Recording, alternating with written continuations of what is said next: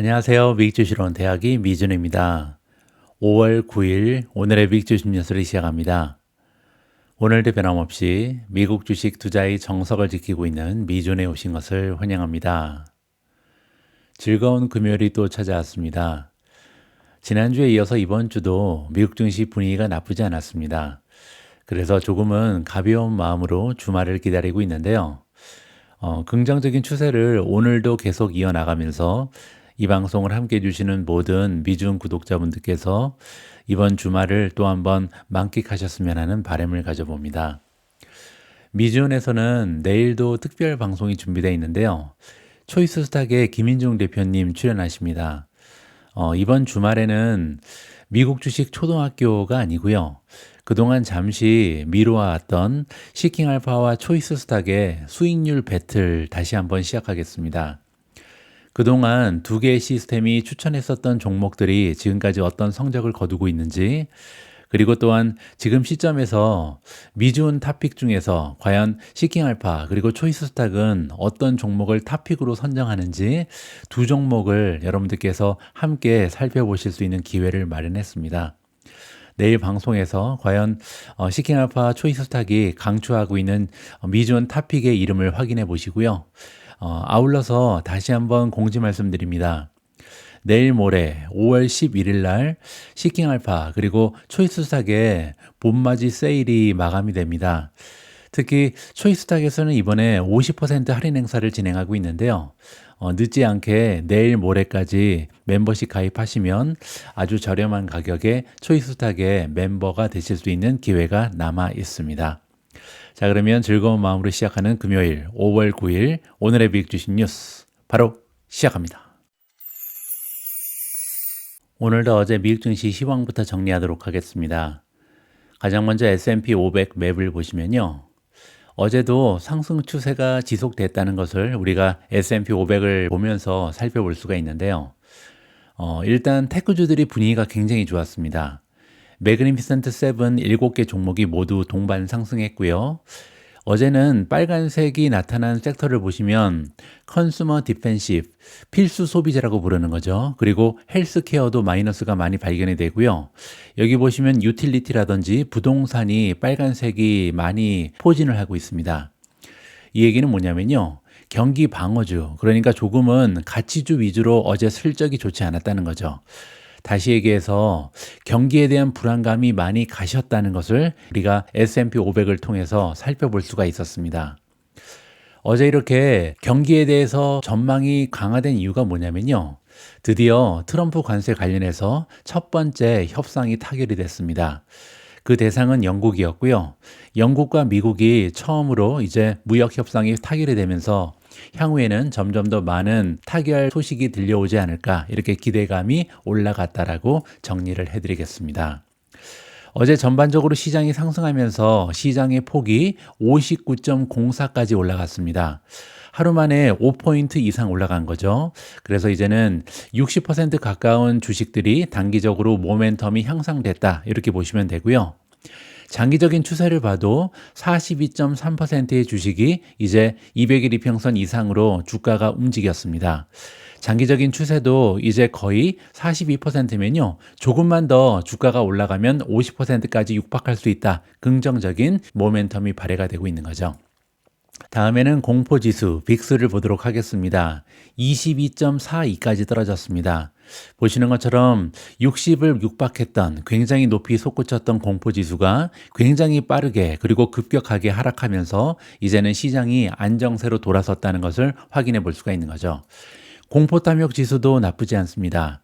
어제 61에서 62로 한 단계 더 올라갔거든요. 그래서 이제는 시장에 슬슬 탐욕이 넘쳐나기 시작했다. 중립보다도 이제는 탐욕 쪽으로 완전히 기울었습니다. 다음으로 초이스탁이 제공하는 마켓 스코어도 이제 보통에서 과욕으로 넘어가기 직전입니다. 53까지 올라갔거든요. 그래서 이제 한동안 주식이 랠리를 펼치게 되면 과욕 단계로 올라갈 가능성도 생겼다.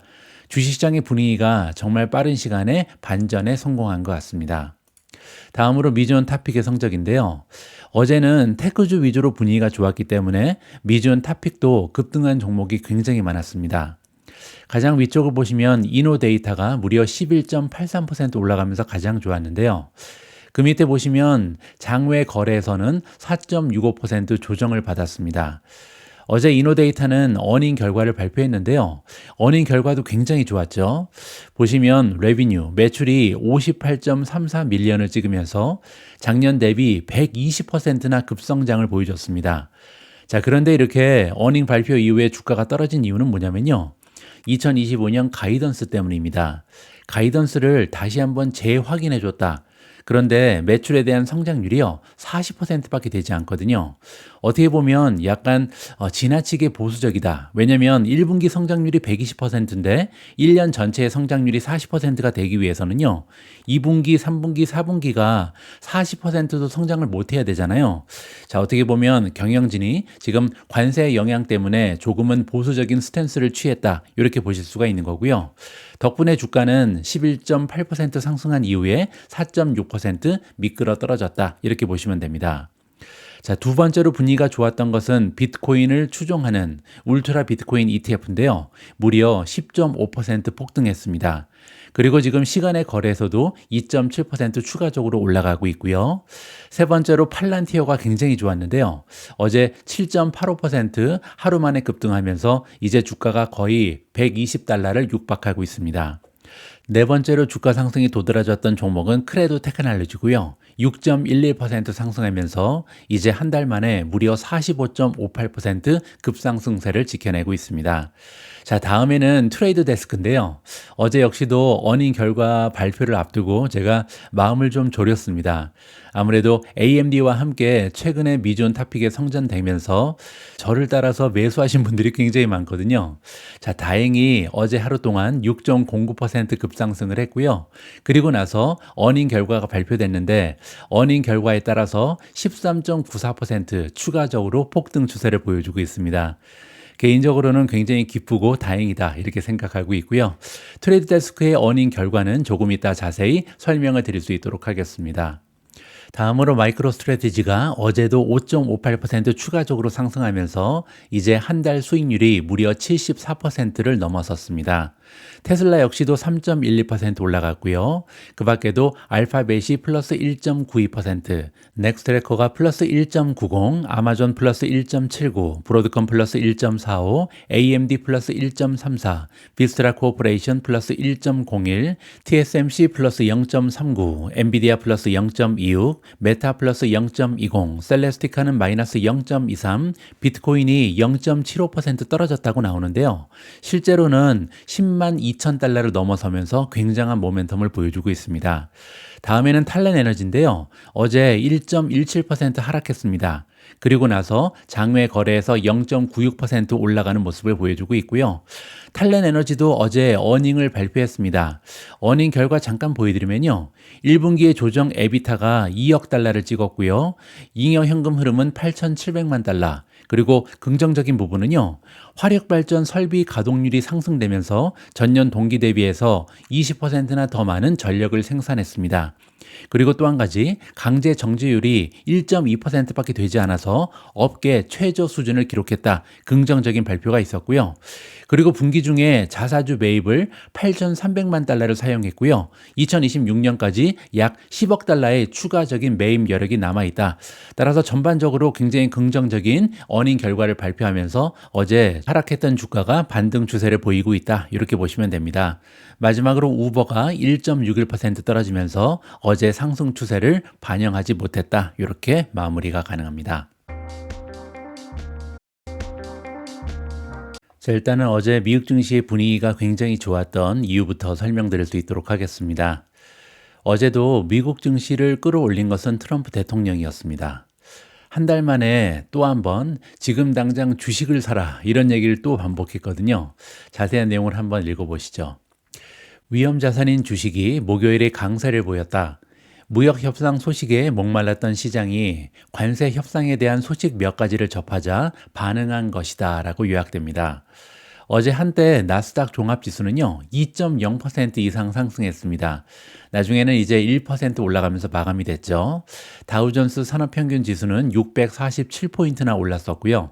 S&P 500 지수도 1.55% 상승하면서 5,718까지 올라갔었는데요. 그렇게 되면 200일 이평선이 지금 5,748에 있기 때문에 굉장히 강력한 저항선을 만나고 있다. 자, 이 저항선을 뚫어야 상승 추세가 이어진다라고 이해가 가능합니다. 어제는요, S&P 500 내에서 가장 변동성이 큰 종목에 투자하는 인베스코 S&P 500 하이 베타 ETF라는 게 있는데요. 이 ETF가 2.3% 올랐습니다. 그만큼 테크주를 비롯해서 성장주 위주로 굉장히 좋은 주가의 상승이 있었다. 이렇게 보면 되고요. 그리고 또한 비트코인이 10만 달러 선을 돌파했죠. 트럼프 대통령은 직접 주식 매수를 독려하기도 했는데요. 자, 뭐라고 얘기했냐면 지금 당장 주식을 사야 된다. 이 나라는 곧 로켓처럼 직상할 것이다. 그야말로 전례 없는 수치가 나올 거니까 지금 당장 가서 주식 사라. 이렇게 얘기했거든요. 이 발언은 트럼프 대통령이 영국과의 합의 내용을 공개한 백악관 브리핑에서 나왔고요. 이번 합의는 4월 초에 발표됐던 10% 관세를 인하하지는 않았지만 미국산 제품의 시장 접근성을 확대하기 위한 합의 조항을 담고 있습니다. 이번 합의에는 농산물을 포함해 미국산 수출품 전반에 걸쳐 수십억 달러 규모의 시장 접근 확대가 포함되어 있다라고 밝혔고요. 훌륭한 농부들이 생산한 쇠고기, 에탄올 등 거의 모든 제품의 접근성이 획기적으로 늘어날 것이다 라고 트럼프가 자체적으로 평가했습니다. 영국에서 매년 미국으로 수입되는 최초 10만 대의 자동차에는요, 기존 25% 관세가 아닌 10%의 낮은 관세가 적용된다. 반가운 소식이 전달됐고요. 트럼프 대통령은 스위스에서 열릴 예정인 중국과의 추가 협상에 대해서도요, 실질적인 논의가 될 것이다라는 기대를 표시했습니다. 그냥 형식적으로 만나는 게 아니라는 거죠. 다만 10%의 기본 관세율이 유지된 것은 미래 협상의 표준이 아니다라는 점도 강조했습니다. 그래서 10%처럼 낮은 수치는 기대하지 말라 이렇게 얘기한 거죠. 왜냐하면 그건 너무 낮은 수치다. 대부분의 국가는 막대한 무역 흑자를 내면서 우리를 올바르게 대우하지 않았기 때문에 더 높은 관세를 물게 될 것이다 라고 힌트를 줬습니다. 트럼프 대통령은 원래 시장의 후원자 역할을 자처합니다. 그리고 여러분들 기억하실 텐데요. 4월 달에 관세 대부분을 연기하기 전에 한 달 전에 이렇게 얘기한 적이 있죠. 트루스 소셜에 지금이야말로 매수의 절호 기회다. 이런 글을 올렸었습니다. 그리고 나서 나스닥이 12% 폭등한 적이 있었죠. 근데 이제 그때랑은 다르게 어제 같은 경우는 2% 올라가다 다시 떨어져서 1%로 마감이 됐습니다. 그 이유는요. 한 달 전에는 이제 관세를 대부분 연기한다라는 깜짝 발표가 있었기 때문에 12%나 나스닥이 폭등할 수 있었던 거고요. 어제는 2% 정도 올라가면서 오늘도 뭔가 발표가 나오나 이렇게 기대를 했었는데 영국과의 합의 소식 이외에는 아무것도 없었다. 따라서 다시 실망하면서 1%대로 수익률이 낮아졌다라고 이해가 가능합니다. 어제 트럼프 대통령은 당장 나가서 주식을 사라 이렇게 얘기했는데요. 실상 주식보다 더 좋았던 자산이 하나 있습니다. 바로 비트코인입니다. 비트코인이 주식과 함께 랠리를 펼치면서 다시 10만 달러를 돌파했는데요. 자세하게 여러 가지 호재를 좀 여러분들께 설명드릴 수 있도록 하겠습니다. 목요일에 비트코인은 2월 이후 처음으로 10만 달러 선을 다시 넘어섰습니다. 이는 미국 주식이 4월 저점 이후 반등을 이어가는 가운데 모든 위험 자산에 대한 수요가 확대된 것을 반영한다라고 많은 애널리스트들이 평가하고 있고요. 비트코인이 다시 6자리 수 문턱을 넘어선 것은 글로벌 시장 전반의 리스크 자산 선호 회복에서 나온 결과다. 크라켄의 글로벌 이코노미스트 토마스 퍼프모의 의견이고요. 주식시장도 다시 좋은 흐름을 보이고 있고 투자자들이 위험 자산에 배분하는 더 편안함을 느끼는 모습을 보인다. 그래서 지금 시장의 심리가 많이 호전됐다는 것을 여기서 살펴볼 수가 있는 거죠. 더 이상 관세에 대해서 끔찍한 미래를 상상하는 투자자가 많이 사라졌다. 이렇게 보시면 됩니다. 비트코인은 1월 20일 트럼프 대통령 취임 이래 사상 최고가인 10만 9,225달러를 기록했는데요. 그리고 나서 관세 정책 덕분에 굉장히 빠른 추세로 급락하다가 4월 초에는 잠시 8만 달러 아래로 떨어지기까지 했습니다. 자, 그럼에도 목요일에는요, 미국과 영국 간 예비 무역 합의 소식이 전해지면서 주식과 비트코인이 모두 동반 상승했다. 이렇게 보시면 되고요. 자, 여기 나와 있는 인터랙티브 브로커즈의 수석 이코노미스트 호세 토레스에 따르면요, 투자자들이 이제야 트럼프 무역 터널 끝에서 빛을 보고 트럼프 정책 성장 측면으로 시선을 돌리고 있다. 이렇게 얘기합니다. 이 얘기는요, 무역 관련해서는 트럼프의 관세 관련해서는 더 이상 나빠질 일은 없죠. 이제 조금씩 실마리가 풀리기 시작할 텐데, 사실상 트럼프가 약속한 것 중에서 긍정적인 부분도 많이 있잖아요. 뭐 예를 들어서 법인세를 낮추겠다, 이런 부분이 이제 성장 측면에 도움이 되죠. 따라서 이론적으로 투자자들의 시선이 옮겨가고 있다라고 해석이 가능합니다. 자, 덕분에 비트코인은 이날 한때 5% 이상 상승하면서 10만 4천 달러를 넘기기까지 했습니다. 그리고 나서 지금 현재로서는 10만 2천 달러 수준에서 거래가 되고 있고요. 자, 그리고 사실 최근에 엄청난 호재 하나가 있었는데요. 여기 설명이 나와 있습니다. 또한 아리조나주, 뉴햄프셔주의 주지사가요, 이번 주 초에 비트코인 보유 준비금 법안에 서명한 소식이 랠리를 견인했다. 드디어 이제 주 차원에서 준비금을 비트코인으로 대체한다. 뭐 엄청난 금액은 아니고요. 5% 정도 이제 비트코인으로 보유한다. 이런 소식이 이번 주 초에 전달이 됐습니다. 두 주 모두 아직 실제 매입을 실행하진 않았지만 이 소식이 투자자들의 낙관론에 기름을 부었다. 이렇게 보시면 되겠죠. 자, 기술적인 분석가가 나옵니다. The Sevens Report의 공동 편집자 타일러 리치인데요.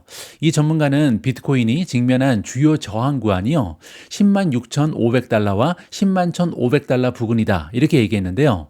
만약에 어제 목요일 종가가 10만 1,000달러 위에서 마감이 되면요, 사상 최고가인 10만 9,225달러를 재도전할 수 있는 좋은 포지셔닝이 될 것이다. 이렇게 얘기했습니다. 그런데 어제 실제로 10만 1,000달러가 아니라 10만 2,000달러 이상에서 마감이 됐죠. 따라서 지금 현재 모멘텀이 너무나 좋은 것이 비트코인이다. 이렇게 보시면 됩니다. 자, 최근에 비트코인이 랠리를 거듭하는 것은요, 한두 가지 뉴스가 아니라 굉장히 다양한 호재가 겹쳤기 때문이다. 이렇게 보시면 되는데요. 트럼프 관세 완화 이외에 어떠한 호재가 비트코인을 지금 랠리로 이끌고 있는지 이 부분을 잠깐 설명드릴 수 있도록 하겠습니다. 자, 가장 먼저 이 기사에 잠깐 등장한 것처럼 뉴햄프셔 주가요, 국고의 최대 5%를 비트코인에 투자할 수 있는 전략적 비축 법안을 통과시켰습니다. 그렇게 되면서 최초의 주단이 준비금을 도입했다. 이렇게 보시면 됩니다. 이 법안은 통과 60일 이후에 발효가 될 예정이고요. 자, 이렇게 첫 번째 주가 비트코인을 도입하게 되면요, 그다음부터는 50개의 주로 계속해서 늘어나겠죠. 따라서 굉장히 커다란 대형 호재가 발생했다. 그것 때문에 이제 아리조나 주도 뉴햄처 주를 따라간다는 소식이 연달아 발표가 된 거고요. 자, 두 번째는요, 미 상원이 어제죠, 목요일에 미국의 스테이블 코인 혁신 가이드 그리고 재정법 표결을 시작할 예정이었는데요. 안타깝게도 결과는 좋지 않았습니다. 찬성 49표 그리고 반대 48표로 의결 정족수인 60표에 크게 못 미치면서 이 법안은 일단 부결이 됐다. 따라서 한 가지의 호재는 사라졌다. 이렇게 보시면 되고요. 자, 그리고 세 번째도 굉장한 소식인데요. 블랙록의 iShares Bitcoin Trust, IBIT라는 ETF가 있는데요. 연초 이후에 69억 달러의 순유입을 기록했습니다. 자, 그런데 중요한 부분이 뭐냐면요, 금 ETF 중에 가장 대형 ETF가 GLD라는 ETF가 있는데요. 이 ETF가 연초에 지금까지 65억 달러가 유입됐습니다. 그렇게 되면요, 금으로 들어온 달러 유입액보다 오히려 IBIT에 유입된 금액이 더 많은 거죠. 따라서 비트코인이 금을 넘어서는 주요 전략 자산으로 드디어 인정받는 전환점을 의미하고 있다. 자, 따라서 이렇게 다양한 대형 호재가 겹치면서 비트코인이 10만 달러를 가볍게 넘어서면서 엄청난 모멘텀을 보여주고 있다. 이렇게 마무리가 가능합니다. 자, 이렇게 최근에 비트코인 관련해서 대형 호재가 연달아 발생하면서 스트래티지, 마이크로 스트래티지의 주가도요, 올해 들어서 최고가를 경신했습니다. 자, 그래서 오늘은요, 스트래티지 관련해서 제가 작성한 특별 컨텐츠를 하나 읽어드릴 텐데요. 아마 이 방송을 함께 해주시는 많은 분들께서 미중 방송에서 비트코인 얘기가 많이 나오는데 나는 어떻게 투자하는지도 잘 모르겠고 비트코인 관련해서는 굉장히 어렵게 느껴진다, 이렇게 생각하시는 분들이 많이 계실 겁니다. 그도 그럴 것이요. 비트코인은 주식이 아니기 때문에 코인베이스 같은 거래소에 가서 사고 팔고 할 수 있거든요. 근데 이 절차가 굉장히 복잡하고요. 자, 두 번째로 또 하나의 투자 방법은 비트코인 현물 ETF인데요. 안타깝게도 아직까지 한국이나 제가 지내고 있는 영국에서는 현물 ETF가 거래가 되지 않습니다. 그래서 투자하기가 참 어렵다, 이렇게 느껴지는 것이 비트코인이다, 설명을 드릴 수가 있을 것 같고요. 그래서 비트코인 관련해서 가장 좀 효과적이고 쉬운 투자 방법 하나를 알려드릴 텐데, 그게 바로 마이크로 스트래티지 주식에 투자하는 겁니다. 자, 일단은 차트 하나 보여드릴 텐데요. 굉장한 차트죠. 여기 보시면 파란색 그리고 보라색이 있는데요. 파란색은 비트코인의 가격 차트고요. 그리고 보라색은 스트래티지, 마이크로 스트래티지의 주가 차트입니다. 과거 2020년부터 지금까지의 차트 움직임을 보시면요. 2024년이 시작되기 전까지는 거의 같이 움직였습니다. 그런데 최근 들어서 그 차이가 계속해서 벌어지고 있죠. 자, 왜 이런 현상이 발생되는지 결론부터 알려드리면 비트코인을 계속해서 추가적으로 사고 있기 때문이거든요. 마이크로 스트래티지가 보유한 비트코인의 수가 늘면 왜 이런 현상이 발생할 수밖에 없는지, 이 이유를 오늘 확실하게 좀 설명을 들어볼 수 있도록 하겠습니다. 마이크로 스트래티지 주식은요, 비트코인을 직접 보유하는 투자 방식에 대비해서 레버리지 효과를 누릴 수 있는 대표적인 투자 수단이다, 이렇게 정리가 가능합니다. 스트래티지는요, 채권 발행과 주식 발행으로 비트코인을 매입하는데요, 각각 50% 정도 된다, 이렇게 생각하시면 됩니다. 비트코인을 사기 위해서는 자금이 필요한데, 이 자금을 마련하는 방법이 주식을 추가적으로 발행하거나 채권을 발행해서, 즉 빚을 내서 사고 있다, 이렇게 보시면 되죠. 자, 따라서 통상 총 매입액의 50%를 주주 지분, 즉 자본에서 가져오고요. 자기 자본이라고 부르는 거죠. 그리고 나머지 반은 채권으로 충당했다, 이렇게 가정할 수가 있는 거죠.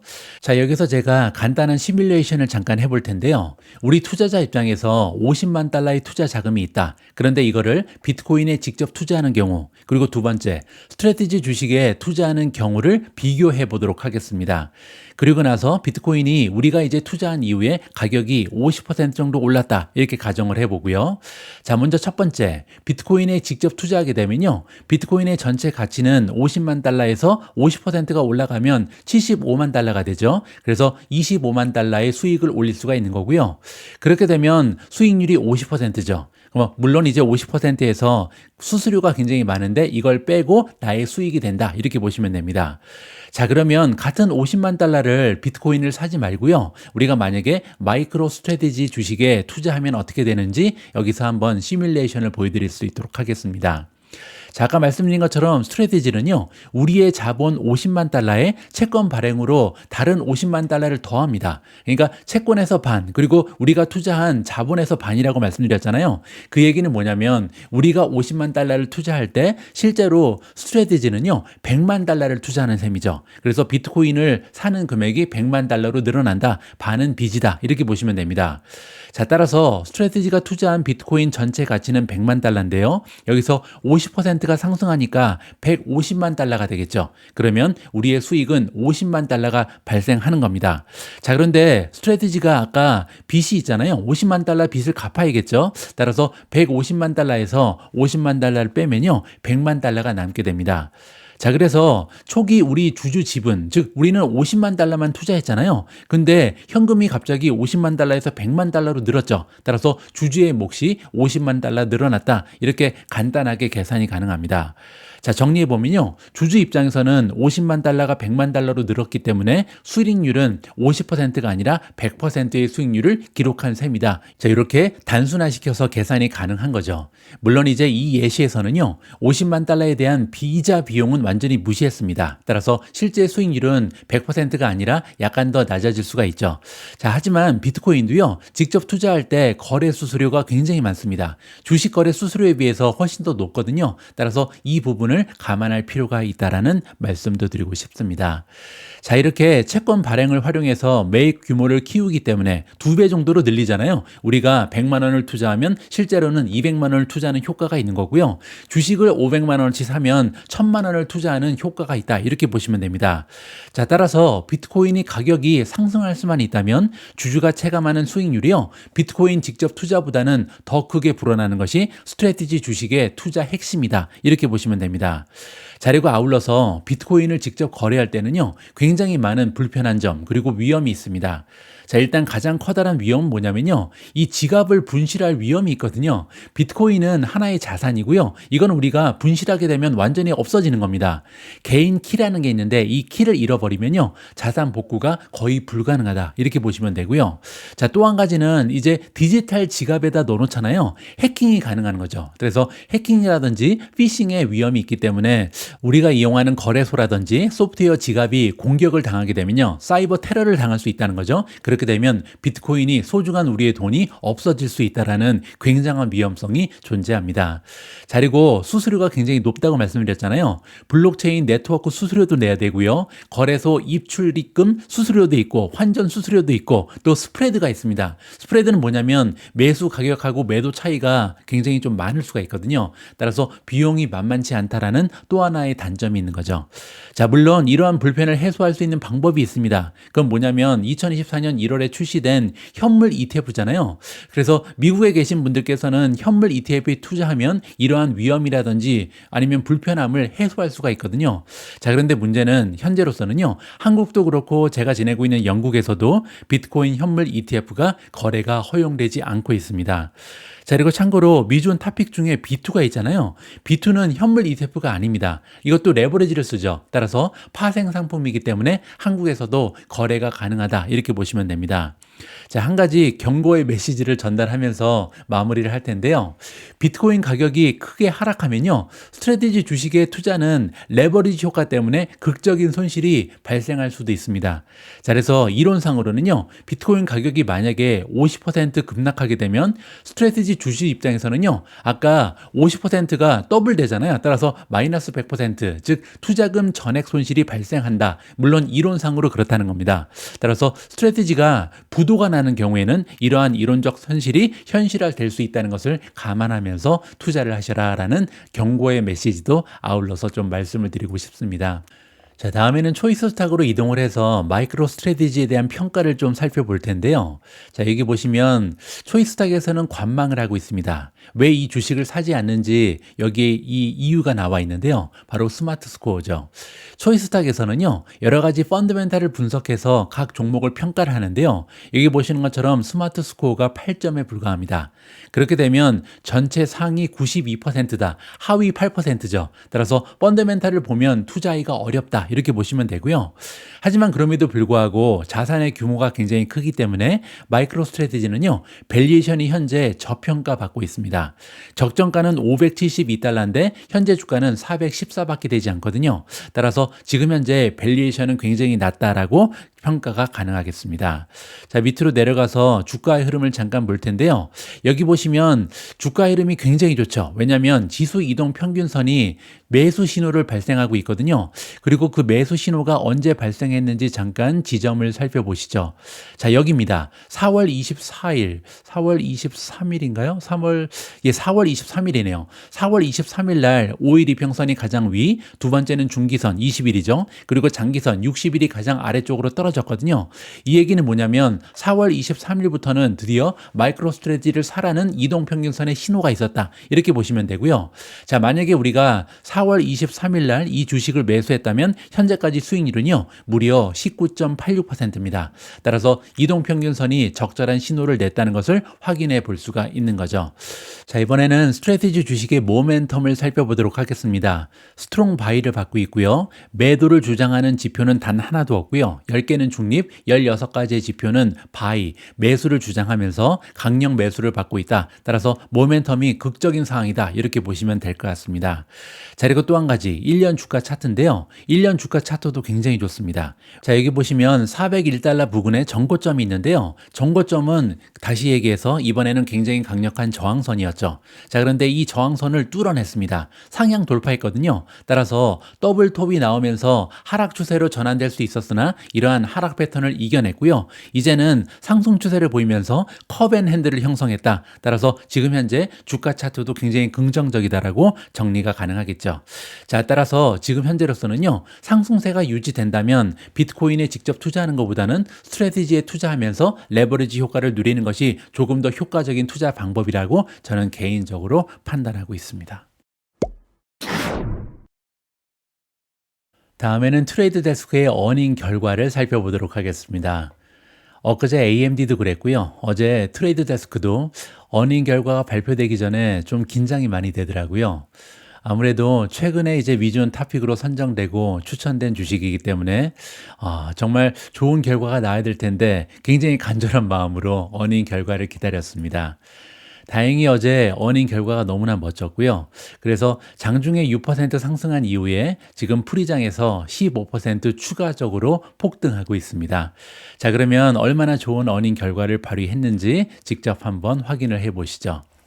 자, 시간 관계상 가장 핵심적인 내용만 요약해서 설명드릴 수 있도록 하겠습니다. 자, 먼저 1분기의 매출을 보시면요.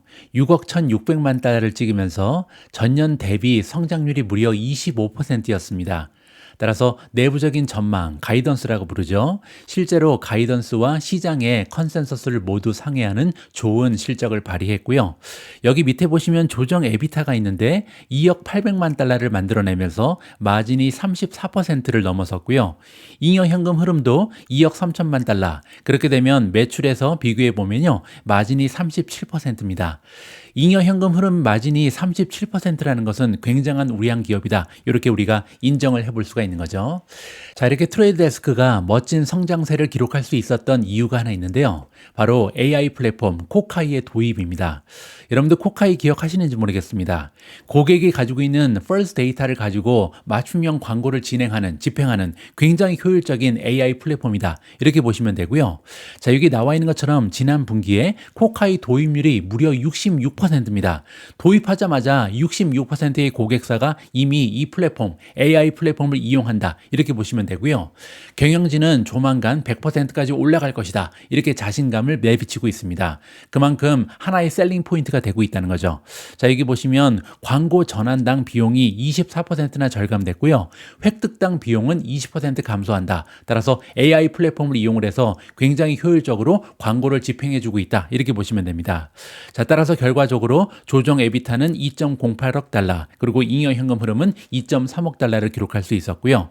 자, 여기 보시면 CTV가 나오는데요. 제가 스마트 TV라고 말씀드렸죠. 커넥티드 TV 중심으로 비디오 매출의 비중이요. 40% 후반으로 성장을 견인하고 있습니다.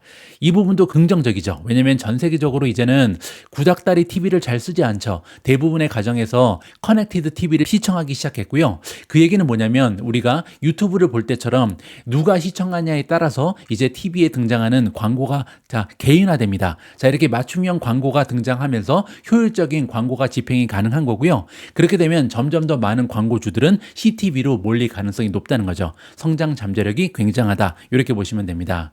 자, 그리고 이번에 어닝 컨퍼런스 콜에서요. 경영진이 외부적인 사건 하나를 언급했는데요. 바로 구글입니다. 구글이 반독점 판결을 받았잖아요. 그러면서 이제는 오픈 인터넷 경쟁 환경이 개선되고 있다. 자, 이렇게 우리가 클로즈드 월이라고 부르는 이렇게 갇혀있는 생태계에서는 더 이상 효과적인 광고를 할 수 없다는 인식이 퍼져나가고 있다라고 제시를 했습니다. 자, 그리고 가이던스가 중요하죠. 2분기의 매출 가이던스는 6.82억 달러가 나왔는데요. 그렇게 되면 작년 대비 성장률이 17%입니다.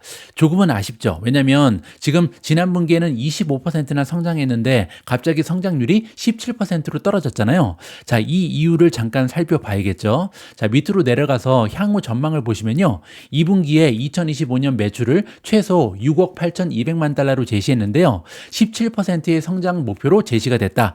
자, 그런데 결정적으로요. 2024년 2분기에는 일시적으로 정치 광고 지출이 굉장히 많았다. 왜냐하면 선거 기간이었잖아요. 따라서 이 선거 기간 동안 작년에는 굉장히 많은 매출이 발생했기 때문에 이걸 감안해서 17%의 성장률을 제시했다. 자, 그 얘기는요. 다음 분기부터는 다시 성장률이 20% 이상으로 가속화될 수 있다. 이렇게 긍정적으로 해석이 가능할 것 같습니다. 자, 다음에는 제가 이번에 트레이드 데스크의 어닝을 분석하면서 나름대로 가장 중요하게 느꼈던 부분을 여러분들께 설명드리면서 마무리하겠습니다. 자, 트레이드 데스크의 1분기 어닝 결과는 매우 긍정적이다. 종합적으로 판단이 되고요. 자, 일단 첫 번째로 매출의 성장률이요. 작년 대비 25%를 넘어섰고요. 시장의 전망치랑 비교해서도 7%나 초과 달성했습니다. 이게 첫 번째 호재다. 이렇게 보시면 되고요. 자, 두 번째는요. 고객 유주율이 굉장히 높습니다. 11년 연속으로 95% 이상의 고객 유지를 유지했다. 이렇게 발표가 나왔는데요. 그만큼 지금 트레이드 데스크를 이용하는 고객들의 만족도가 높고요. 전환 비용이 높다. 이 얘기는요. 다른 곳으로 옮겨가기에는 손해보는 게 너무 많다는 거죠. 지금 동종 업계 평균은 80에서 90% 정도의 고객 유지를 유지하기 때문에 지금 경쟁사 대비 굉장히 높은 수준으로 고객 유지율이 유지된다. 그 얘기는요. 장기적으로 우리가 매출의 안정성을 기대해 볼 수가 있다는 거죠. 자, 세 번째로요. 최근 들어서 굉장히 과감하게 전략적 투자를 실행하면서 생태계를 확장하는 모습을 트레이드 데스크가 보여주고 있습니다. 하나의 전환점을 맞이한 것 같은데요. 여러분들 제가 며칠 전에 여러 가지 용어를 설명드린 적이 있습니다. 그 중에서 UID02 기억하시는지 모르겠는데요. 통합 아이디 시스템이죠. 원래는 쿠키를 가지고 사용자를 추적하잖아요. 이 사람이 어떤 물건을 사는지, 어떤 앱을 방문하는지, 어떤 웹사이트에 들어가서 얼마나 머무르는지, 자, 이걸 추적하는데 문제는요, 개인정보 보호로 인해서 이제는 쿠키를 추적하는 게 그렇게 쉽지가 않습니다. 우리 입장에서는 차단이 가능하잖아요. 자, 그런데 유나이티드 아이디 02는요, 이런 개인정보를 보호하면서, 그러니까 식별이 불가능하죠. 그럼에도 불구하고 소비자를 추적할 수 있는 굉장한 툴이다. 이렇게 보시면 됩니다. 자, 그뿐만이 아니죠. 오픈 파스 지원을 확대하고요. 최근에 신세라를 인수하면서 드디어 퍼블리셔랑 광고주 사이에 직거래가 효율적으로 진행됩니다. 이 얘기는요, 광고주 입장에서는 나는 지금 예산이 얼만데 이게 내가 맥시멈이다. 퍼블리셔도 마찬가지죠. 내가 지니고 있는 광고 스폿이 있는데 이 스폿에 나는 적어도 이 정도를 받아야겠다. 자, 이렇게 투명하게 공개를 하고요. 수요와 공급의 법칙에 따라서 양쪽이 만족할 만한 이러한 거래가 성사가 된다. 이렇게 보시면 됩니다.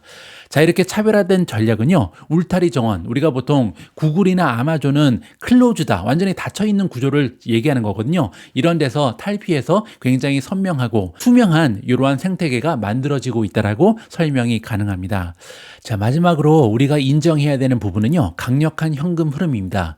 아까 잉여 현금 흐름이 마진이 37%였잖아요. 현금이 넘쳐난다는 거죠. 따라서 1분기에 자사주 매입에 3.86억 달러를 투입했는데요. 그리고 나서도 6.31억 달러의 매입 여력이 남아 있다라고 발표했습니다. 그 얘기는요, 향후에도 계속해서 주주 환원에 힘을 많이 쏟는 그런 기업일 것이다. 따라서 주가의 상승을 우리가 기대해 볼 수가 있는 거고요. 자, 그리고 또 한 가지, 현금이 이렇게 넘쳐난다는 것은요, 향후에 추가적으로 인수를 계속할 수도 있는 거고요. R&D 투자로 계속해서 경쟁력을 넓혀 나갈 것이다라고 기대해 볼 수가 있을 것 같습니다. 자, 따라서 결론적으로 트레이드 데스크는요, 견조한 성장성과 차별화된 플랫폼 전략을 바탕으로 시장의 기대치를 상회하는 실적을 기록했고요. 자, 다만 광고를 메인 수입원으로 하는 테크 기업이잖아요. 따라서 트럼프 관세로 인해서 경기가 나빠진다면 이 부분은 커다란 악재가 될 수도 있다는 것을 참고하시면 좋을 것 같습니다. 오늘 마지막으로 준비된 컨텐츠는 오늘의 미국 주식 영상입니다. 어제 영상에서는 AMD의 CEO 리사 수의 인터뷰 영상을 여러분들께 보여드렸는데요. 오늘은 우버의 CEO가 등장합니다. 자, 이번에 우버가 어닝을 발표하고 나서 주가 흐름이 그냥 그런데요. 자, 과연 우버의 CEO는 그들의 미래에 대해서 어떤 얘기를 하는지 직접 그의 목소리를 통해서 들어보면 좋을 것 같습니다. 자, 오늘 방송은 여기까지입니다. 이번 주에도 미중과 함께 미국 주식 투자를 진행해 주신 모든 분들께 감사의 말씀을 드립니다. 자, 다가오는 주말 여러분들 즐겁고 편안한 시간 만끽하시고요. 저는 다음 주에도 여러분들 투자 활동에 도움될 수 있는 다양한 정보 취합해서 다시 찾아뵙겠습니다. 우리 모두가 미국 주식 투자를 은퇴하는 그날까지 다 함께 화이팅입니다. 행복한 하루 되세요. 감사합니다. Joining us right now, first on CNBC, is Dara Khosrowshahi. He's Uber's CEO. Dara, it's great to see you this morning. Look, it looked like a beat across the board, actually a big beat. Stock not reacting maybe the way you'd want it to, but maybe expectations were marginally too high. I don't know how you think about that. Yeah, it's tough to track daily stock price changes, Andrew, but I think the results were spectacular. Our transaction growth, over 3 billion trips served, both on rides and eats, was consistent with last quarter at 18%. Gross bookings growth came in very, very healthy as well, similar number. And then adjusted EBITDA was up 35% on a year-on-year basis, over $2 billion in cash flow. So the company continues to execute well. And, the stock price has performed really well this year in a tough market. And we'll have our good days and bad days, but hopefully the good days will outnumber the bad days. We're very happy with the results and the momentum of the company. I was going to say the margins on the mobility business, meaning those folks who are getting in the cars, is a standout. How much pricing pressure, if you will, or opportunity power do you really have? We've actually, pricing has been an area, we want to keep rides business as affordable as possible. And if you look at the growth rate between kind of last quarter and this quarter, our gross bookings growth rate on mobility slowed down because we didn't take price. So last quarter, for example, price increased by 4%. This year, pricing was essentially flat. And that's really for two reasons. One is we saw the insurance costs. Insurance has been a huge factor in terms of inflation, not just in transportation, but also home insurance, as you know. We saw some relief in terms of insurance increases. We passed that on to the consumer as it relates to our mobility business. And we did see a slight mix shift in terms of trips to more international trips, especially as we saw outbound travel to the U.S. slow down a bit compared to the overall travel sector internationally as well. So pricing is something we're very well aware of, and actually we're happy to pass on some of the pricing relief we saw to our consumers. What do you see in terms of the mix between the mobility businesses, the ride business effectively, and the Eats business at this point? So if we were to look today at a pie chart in terms of what the business looks like, mobility versus Eats today, and you sort of look a couple years out, what do you think that looks like? Well, listen, it's like a Ferrari racing a Lamborghini. They're both going incredibly quickly. Mobility grew 19% on a year-on-year basis. Delivery delivered a second growth rate of 18%. The two are, pretty close to the same size. Mobility is a little bit bigger in terms of gross bookings, but our mobility and delivery businesses are hitting on all cylinders. I think it's going to be a great race, and I can't predict the outcome. There does seem to be, though, a bit of a war going on in both the delivery and mobility wars. Lyft announcing it's going to go international, so this has become an international war, if you will. DoorDash yesterday saying they're buying Deliveroo, so there's a whole sort of host of things going on. You're buying a business in Turkey. How do you see that all playing out? Well, we see these spaces, both the mobility and delivery spaces, they're trillion-dollar-plus markets. Competition is natural. For us, we've been in an enviable position in that we built most of our global footprint organically. We built these businesses, over the past 15 years, brick by brick, trip by trip, so to speak. And we've always said that the platform advantage that we have, both being in mobility and delivery, and our global scope, really having exposure to all of these different economies, has been an advantage. Now that you see our competitors have to buy their way into the international markets, it shows you that our strategy is working. I'd much rather go organically. Turkey, for us, was one of the largest unaddressed markets in terms of delivery.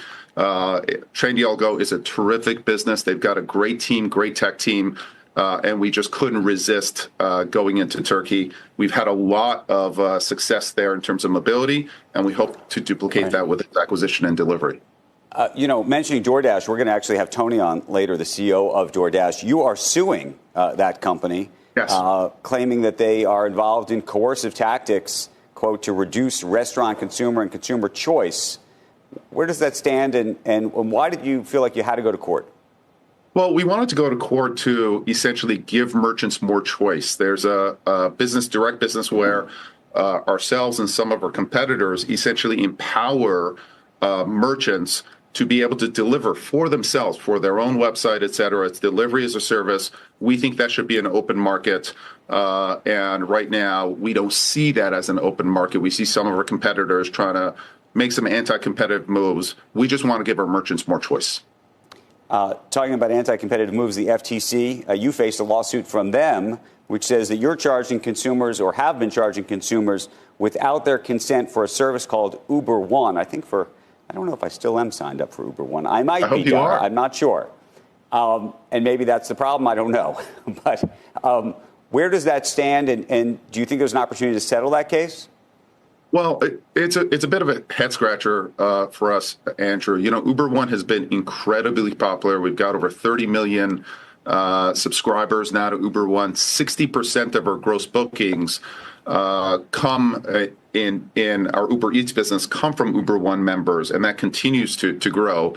The suit alleges that, some people don't realize if they're signing up or cancellations are difficult, but I'd encourage you to go experience it yourself. It's very, very simple. You take a couple of steps to be able to cancel if you want. And the good news for us is Uber One growth indicates that consumers are seeing the reward in this program and the savings, and our Uber One business continues to grow at very, very high rates.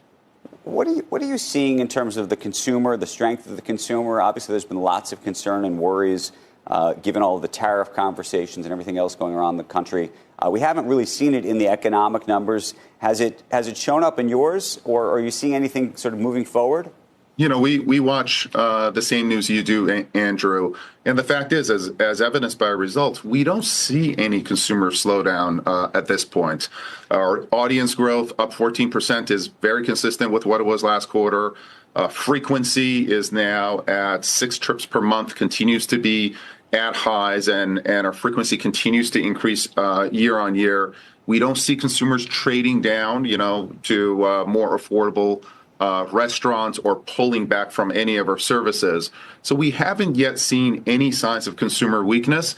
I'd say the only kind of shift that we've seen in spend is a bit more travel spend internationally than in the US, but otherwise the consumer remains strong.